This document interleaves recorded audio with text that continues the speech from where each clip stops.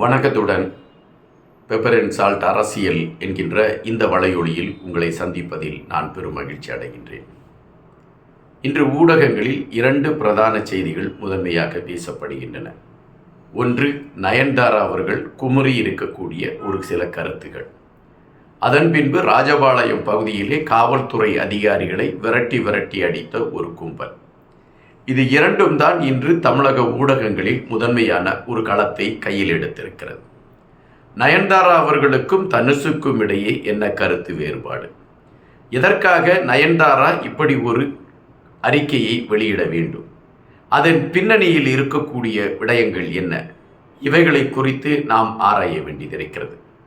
நயன்தாரா அவர்களும் தனுஷ் அவர்களும் ஒரு திரைப்படத்திலே இணைந்து நடிக்கிறார்கள். அந்த திரைப்படத்தில் இணைந்து நடித்த பொழுது நயன்தாரா அவர்களுக்கும் தனுஷ் அவர்களுக்கும் இடையே சில கருத்து முரண்பாடுகள் அப்பொழுதே ஏற்பட்டது என்ற செய்திகள் சொல்லப்படுவதுண்டு. ஆனால் அது பெரிதாக வடிவம் காணவில்லை என்பதுதான் நிஜம். தனுஷ் அவர்கள் தன்னோடு நடிக்கக்கூடிய நடிகைகளோடு மிக நெருக்கமான ஒரு உறவை ஏற்படுத்தி கொள்வார் என்பது தமிழ் திரையுலகத்தை பொறுத்த மட்டில் பேசக்கூடிய ஒரு பேசுபடு பொருளாக இருக்கிறது. இது பலருடைய குடும்ப வாழ்க்கையை கூட அவருடைய இந்த நடவடிக்கைகள் சிதைத்திருக்கிறது என்பதை ஊடகங்கள் பல முறை எடுத்து வைத்திருக்கிறது. நயன்தாரா அவர்களுக்கும் தனுஷ் அவர்களுக்கும் அந்த குறிப்பிட்ட காலகட்டத்தில் இருந்தே ஒரு கருத்து மோதல் தொடர்ந்து கொண்டே இருந்தது என்றுதான் குறிப்பிடுகிறார்கள். அதன் பின்பு நானும் ரவுடிதான் என்கின்ற திரைப்படத்தில் நயன்தாரா அவர்கள் நடிக்கிறார்கள். இந்த திரைப்படத்தை தனுஷ் அவர்களுடைய திரைப்பட கூடம் தான் தயாரித்திருக்கிறது என்பதுதான் செய்தி. இந்த திரைப்படத்தில் இடம்பெற்ற ஒரு குறிப்பிட்ட ஒரு பாடலின் வரிகளை தன்னுடைய திருமண ஆவணப்படத்தில் இணைப்பதற்காக நயன்தாரா அவர்கள் முயற்சிக்கிறார்கள். இதற்காக தனுஷ் அவர்களிடம் பலமுறை அவர்கள் தொடர்பு கொண்டு இதற்கான ஒரு அனுமதியை கேட்கிறார்கள். தனுஷ் அவர்கள் அமைதியாகவே இருந்து விடுகிறார். அதன் பின்பும் அவர்கள் தொடர்ச்சியாகவே தனுஷ் அவர்களிடம் நாங்கள் இப்படி ஒரு ஆவணப்படத்தை வெளியிட இருக்கிறோம், அதிலே இது என்னுடைய வாழ்வியலிலே ஒரு முக்கியமான படமாக நானும் ரவுடிதான் இருக்கிறது, எனவே அதில் வரக்கூடிய சில குறிப்புகளை அதில் சேர்க்க வேண்டியது இருக்கிறது, பாடலில் வருகின்ற சில பகுதிகளை அதில் சேர்க்க வேண்டியது இருக்கிறது, எனவே உங்களுடைய அனுமதி தேவை என்கின்ற திருப்பியும் அவர்கள் அனுமதி கோரி கொடுக்கிறார்கள். அனுமதி கோரி கடிதம் கேள்வி கேட்கிறார்கள். எங்களுக்கு அனுமதி வேண்டும் என்று அவர்கள் அனுமதி கேட்கிறார்கள். ஆனால் அப்பொழுதும் தனுஷ் அவர்கள் அமைதி காத்து விடுகிறார். அவர் எந்த விதமான அதற்கு எதிர்வினையும் காட்டவில்லை. இப்படி 2 வருடங்கள் ஓடிவிடுகிறது. அதன் பின்பு நயன்தாரா அவர்கள் அந்த திரைப்படத்தில் இருக்கக்கூடிய ஒரு சிறிய பகுதியை தன்னுடைய கல்யாண அந்த கல்யாண ஆவணப்படத்தில் இணைத்து விடுகிறார். இந்த விடயத்தை கேள்விப்பட்ட தனுஷ் அவர்கள் நயன்தாரா அவர்களுக்கு ஒரு வழக்கறிஞர் சார்பால் இருந்து ஒரு சம்மன் அனுப்புகின்றார்.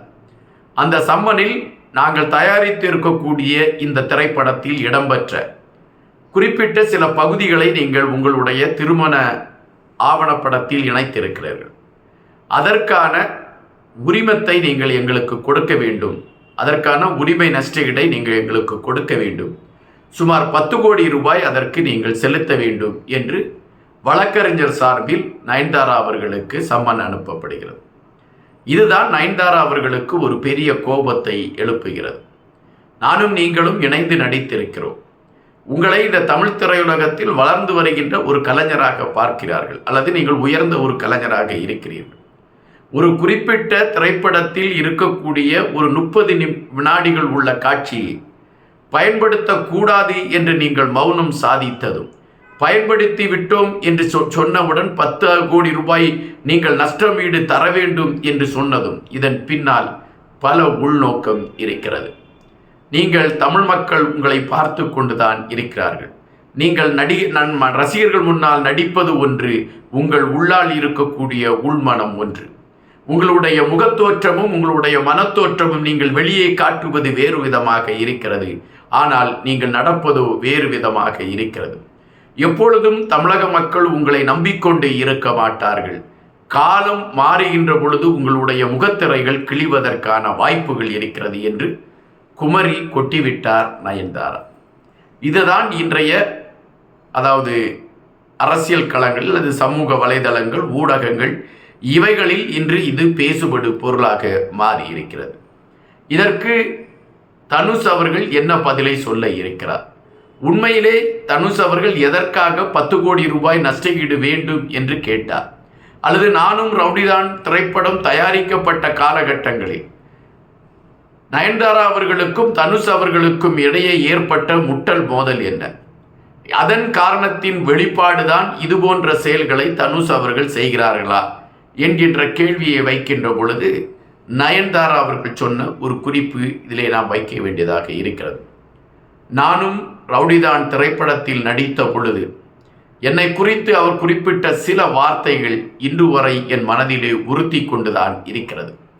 அதை என்னால் மறக்க முடியவில்லை, அதை விட்டு தாண்டி வரவும் முடியவில்லை என்று நயன்தாரா சொல்லி இருக்கக்கூடிய விடயங்கள் சற்று உன்னிப்பாகவே கவனிக்க வேண்டியதாக இருக்கிறது. ஒரு காலகட்டத்தில் தமிழ் திரையுலகத்தை பார்த்தால் அப்பொழுது நடிகர்களுக்கிடையே சண்டைகள் வரும். பெயர் போடுவது கூட இந்த நடிகையின் பெயர் முதலில் போடக்கூடாது, என்னுடைய பெயரைத்தான் போட வேண்டும் என்று நடிகர்களுக்குள்ளே சண்டை வரும். ஆனால் அதன் பின்பு அவர்கள் ஒரு களத்திலே அவர்கள் மாறி தங்களை கலைஞர்கள் என்கின்ற அடிப்படையில் அவர்கள் இணைந்து பயணிக்கக்கூடிய களங்களை எல்லாம் நாம் பார்த்திருக்கிறோம். ஆனால் தற்பொழுது உள்ள தமிழ் திரையுலகத்தை பார்க்கின்ற பொழுது சின்ன சின்ன விடயத்திற்கும் மனக்கசப்புகள் ஏற்படுவதும், ஒன்றுமில்லாத விடயங்கள் ஊதி பெரிதாக்கப்படுவதும், நடிகர்கள் தங்களை பேரரசர்களாக காட்டிக்கொண்டு நடிகைகளை மிக இழிவாக நடத்துகின்ற களங்களும் தொடர்ந்து கொண்டிருக்கக்கூடிய ஒரு நிகழ்வு தான் நயன்தாரா அவர்களுக்கு நடந்த நிகழ்வாக பார்க்க முடிகிறது. இதற்கு தனுஷ் அவர்கள் என்ன விளக்கம் சொல்ல இருக்கிறார்? இதற்கான ஒரு அந்த நயன்தாரா அவர்களுடைய குற்றச்சாட்டுக்கு தனுஷ் அவர்கள் எந்த விதமான மறுப்பை சொல்ல இருக்கிறார் போன்ற விடயங்களைத்தான் இப்பொழுது திரையுலகம் மிக உன்னிப்பாக, அதுவும் என்ன கருத்துகள் வெளிவர இருக்கிறது என்பதை அறிவதற்கான முயற்சிகளை எடுத்துக்கொண்டு பயணித்து கொண்டு இருக்கிறது. இந்த விடயங்கள் இன்றைய சூழலில் தமிழ் அரசியல் களத்தில் அல்லது தமிழக திரையுலகத்தை சார்ந்தவர்கள் களத்தில் மிகவும் பரபரப்பாக பேசப்பட்டு கொண்டு இருக்கின்றன. இதை வைத்து பல வலையொலிகள், அந்த வலையொலியை சார்ந்தவர்கள் இது சார்ந்த பல பதிவுகளை வெளியிட்டு கொண்டு இருக்கக்கூடிய களங்கள் இன்றைய ஊடகங்களில் பிரதான ஒரு களத்தை எட்டியிருக்கிறது. நயன்தாரா தனுஷ் மோதல், இதன் பின்னணியில் இருக்கக்கூடிய மர்மங்களை உடைக்கப் போவது யார்? தனுஷ் அப்படிப்பட்டவர்தானா? நயன்தாரா வேதனைப்படுகின்ற அளவிற்கு தனுஷ் நடந்து கொண்ட விடயங்கள் என்ன? காலங்கள் அவைகளை வெளியே கொண்டு வரும் என்பதுதான் நிஜம்.